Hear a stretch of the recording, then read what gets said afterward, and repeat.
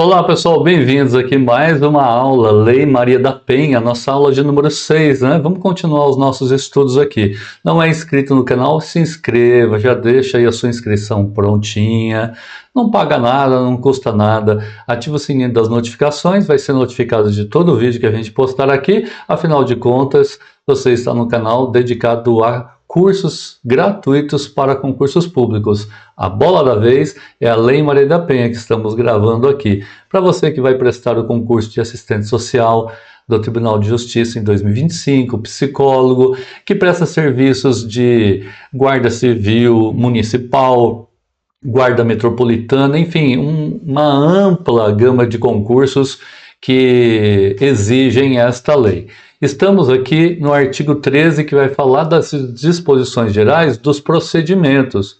Aqui, pessoal, vai exigir que vocês prestem um pouco mais atenção, porque nós vamos falar de como funciona o processo que visa a condenação ou absolvição do agressor ou suposto agressor da Lei Maria da Penha, certo?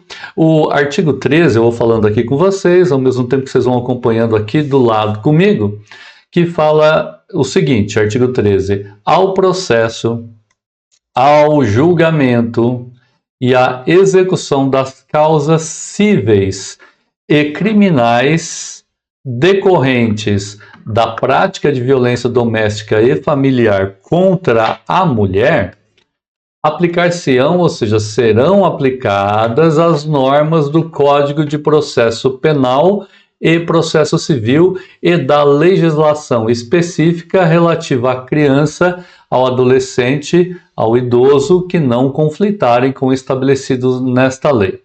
Bem, pessoal, deixa eu pegar uma canetinha aqui, vamos iniciar a nossa compreensão. Vou pegar azul, tá? Hoje vai ser azul. Iniciar a compreensão. Nós estamos falando de processo, né? A Lei Maria da Penha é uma lei também processual, de procedimentos, que diz quais são os procedimentos a serem adotados pela autoridade policial e também pelo judiciário para a elaboração de boletim de ocorrência, concessão de medidas protetivas, posteriormente a denúncia pelo promotor de justiça, ouvir testemunhas, a instrução do processo propriamente dito e depois a absolvição ou condenação. E se condenado, a execução. Para isso, a gente vai ver aí no artigo 14 que fala que os juizados de violência doméstica e familiar contra a mulher são órgãos da justiça ordinários criados com competência, tanto civil quanto criminal. O que significa competência civil e criminal? Significa que ali, naquele juizado da violência doméstica e familiar, correrão as ações criminais da agressão física, mas também o divórcio, a separação, a dissolução de união estável, se a mulher quiser, através de advogado, que lhe será concedido gratuitamente, ingressar na justiça para que se desvencilhe desse relacionamento de uma vez por todas, não é?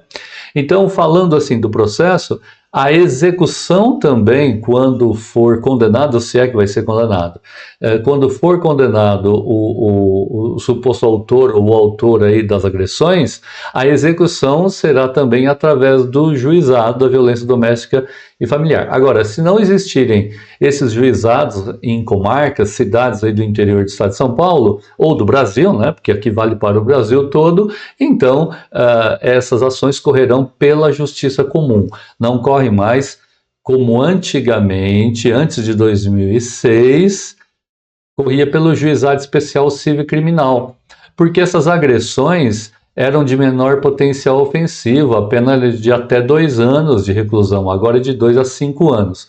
Se tornou um crime mais grave, não é uma coisa mais leve, tá?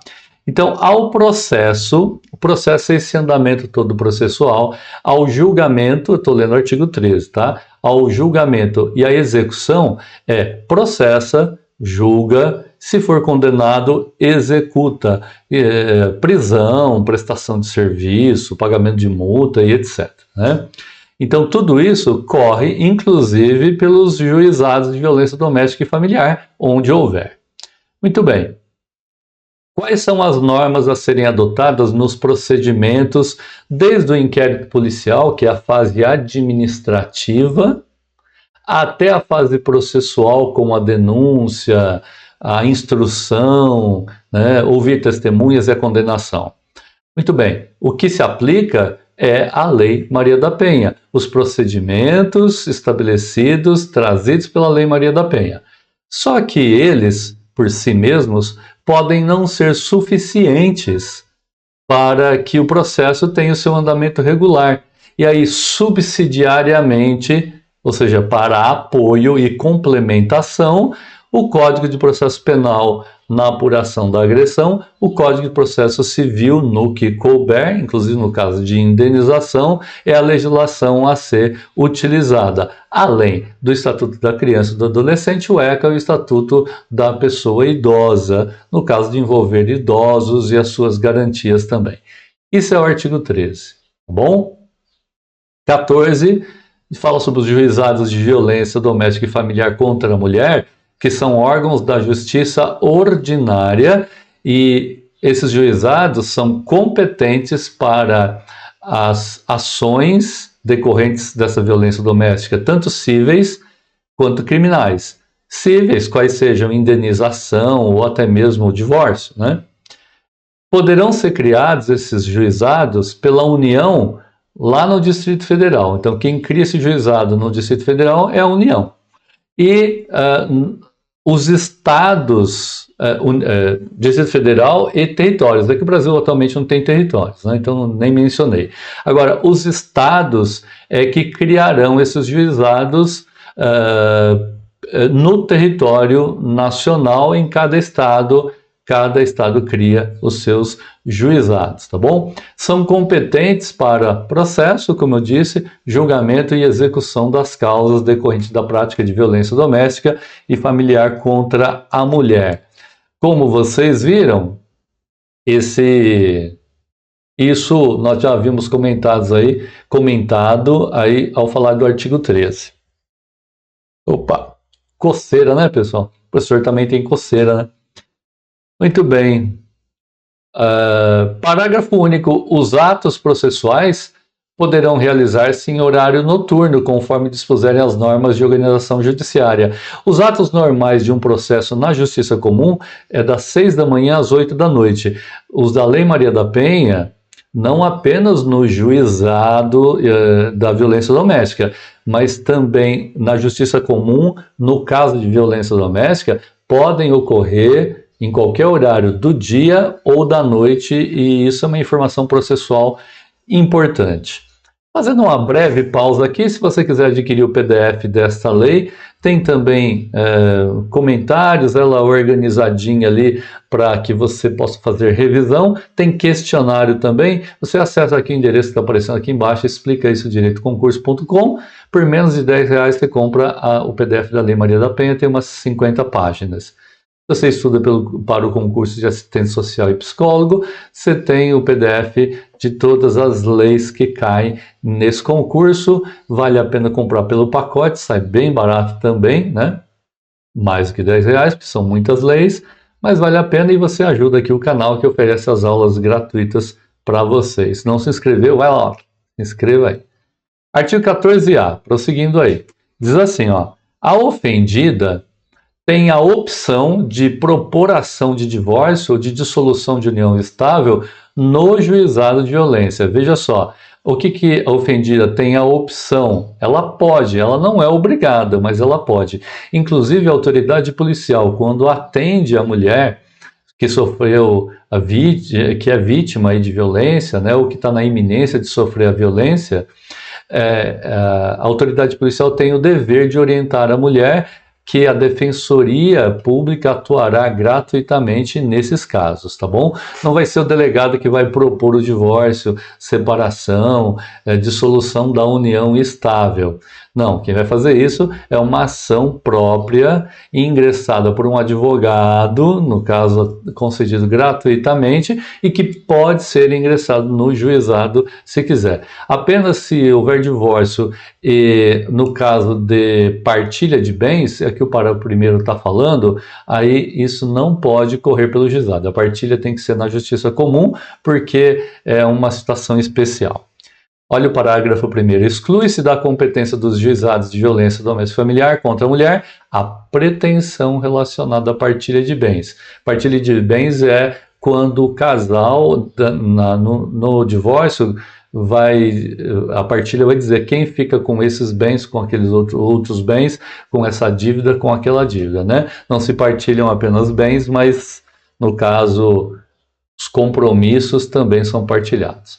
Parágrafo 2º, lembrando, a gente tem falado para vocês, né? Tem o caput da lei, ó, por exemplo, aqui o artigo 15º, 15 na verdade, tem o seu caput, que é o que está dizendo aqui. E aqui, parágrafo 2º do 14A.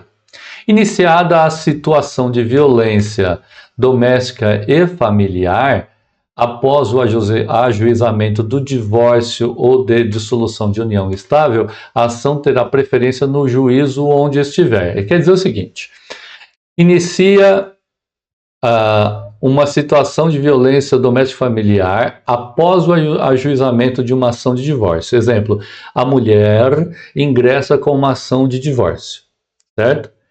Depois de ingressar com a ação de divórcio, ela sofre a violência doméstica ou familiar aí por conta do seu companheiro ou marido.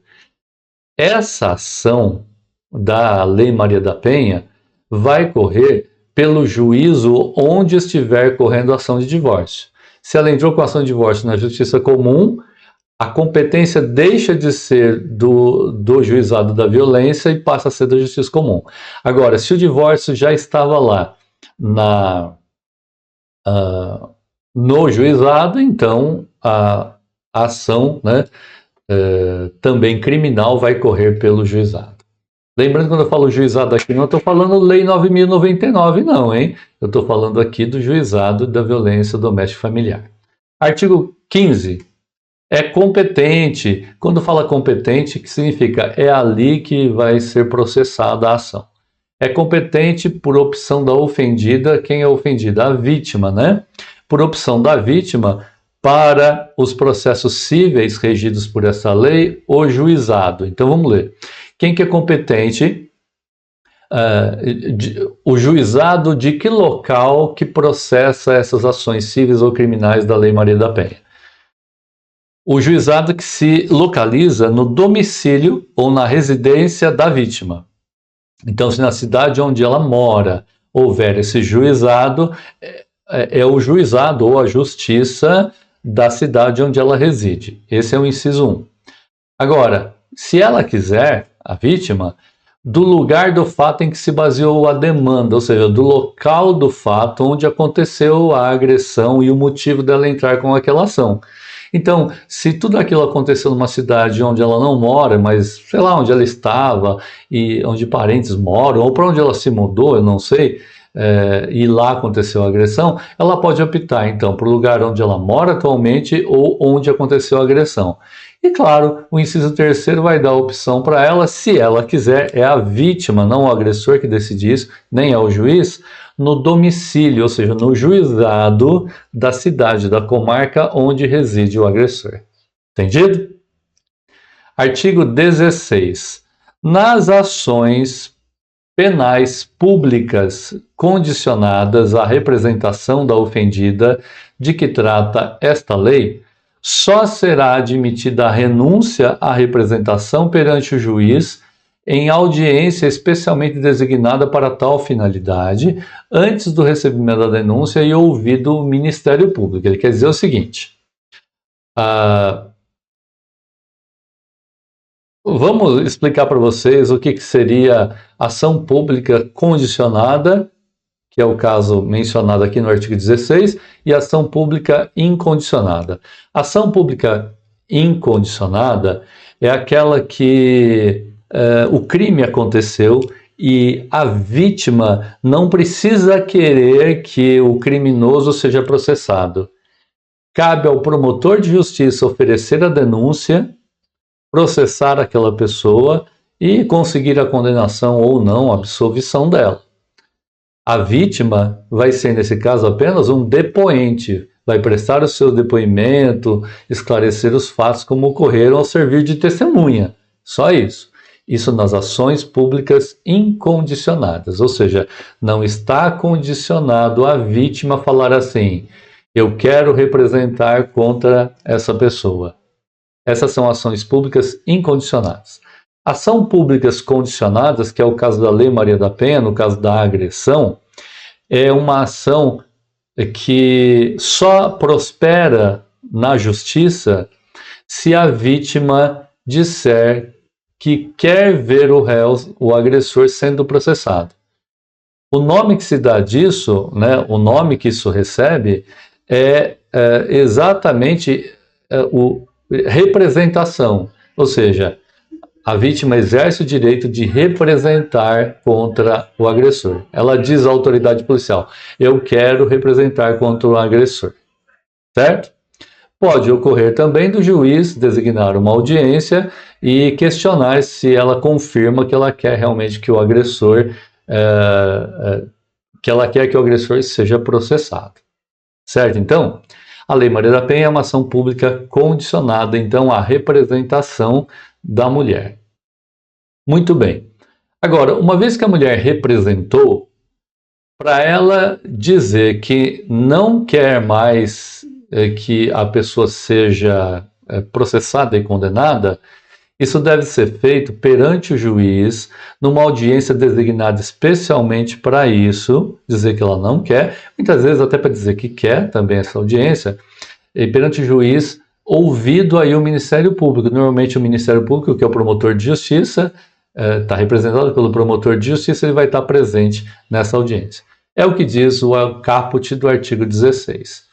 O artigo 17 diz que é vedada. O que é vedada? É proibida a aplicação, nos casos de violência doméstica e familiar contra a mulher, de penas de cesta básica ou outras de prestação pecuniária, bem como a substituição de pena que implique o pagamento isolado de multa. Então vamos lá. No âmbito da aplicação da lei, no processo que apura a violência cometida pelo agressor contra a vítima, na sua condenação ele não pode ser condenado a pagar cesta básica, tá? Ou prestação pecuniária, que é pagar um salário mínimo para uma entidade de assistência. Ok? Também não pode, no caso de ser condenado à prisão ou prestação de serviço e tudo mais, não pode substituir essa pena, por exemplo, de reclusão, de prisão, substituí-la por uma de pagamento de multa. Bom, então é uma lei que exige a punição exemplar, nos limites da lei, do agressor. Não vai pagar a pena cesta básica, não. Não vai ter a pena diminuída caso ele ressarça os danos sofridos pela vítima ou até mesmo os gastos que o SUS teve, os gastos que a Justiça teve com tornozeleira eletrônica. Se ele pagar e ressarcir todos esses danos, isso não serve para diminuir a sua pena e nem para substituir a pena, né, imposta pelo Judiciário. Está entendido? Muito bem. Artigo 17A diz que o nome da ofendida, no caso aí a vítima, ficará sob sigilo nos processos em que se apuram crimes praticados no contexto de violência doméstica e familiar contra a mulher. Veja, são os dados da vítima, os dados dos dependentes da vítima, o local onde se encontram matriculados ou transferidos, onde ele está morando, são esses dados. Não o do processo em si, que é público, tá ok? Parágrafo único.